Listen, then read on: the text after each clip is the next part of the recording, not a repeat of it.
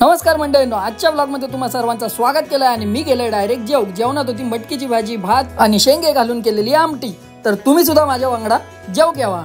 आम्ही जेवक सुरुवात केल्यावर रावशीनकडे वेपर खाऊक सुरुवात केल्यान, कारण तिचा उपवास होतो। 3 सांज झाल्यावर झोपान उठलाय आणि मस्तपैकी टीव्हीवर व्हिडिओज लावून टाइमपास केलंय। खळ्यात जाऊन बघले तर ऋषीनकडे मोठून आणलेले गोटी आपटूक सुरुवात केल्यान, ते आपटूक जमले नाही म्हणून दुसरो खेळ खेळात घेतल्यानी आणि ऋषीन कसली सरसरावून येऊन उडी मारल्यान ती बघा, डायरेक्ट कामार मोडीचे खेळ। ह्यांच्यावर मोठून पण उडी मारल्या ना, पण ता तुमका मोठ्या व्लॉग मध्ये बघू गावतला। आवशीन घराकडे बोलावून घेतल्यान आणि म्हटल्यान शेवपुरी खाऊन घे, माझ्या तोंडात सुटला पाणी। 7 वाजल्याबरोबर मी देवाची पूजावती करून घेतल्या आणि डायरेक्ट गेलंय बाहेर जाऊन बघलंय तर जंबुरानकडे आरतीची तयारी केल्यान आणि म्हणता सुख करता दुःख हरता गणपती बाप्पा मोरया। गणपती बाप्पाची आरती करून आम्ही सगळेजण मिळून निघालो गावदेवीच्या देवळात। कसे रांगेने एक जण निघाले ते बघा, जंबुरा म्हणता डायरेक्ट गावदेवीच्या देवळात भेटाया आणि आम्ही डायरेक्ट पोहोचलो गावदेवीच्या देवळात। मस्तपैकी देवीचं दर्शन घेतलं आणि मन अगदी प्रसन्न झाला। देवळातून निल्यावर सावताच्या आकडे गजाली ऐकतय तवसरकडे साईशान लाजाक सुरुवात केली। मी म्हटलं लाजता काय मेलं, असे पोजी मारायचे आणि ह्यो आपलं नेहमीचो माणूस कसे पोजी मारता तो बघा।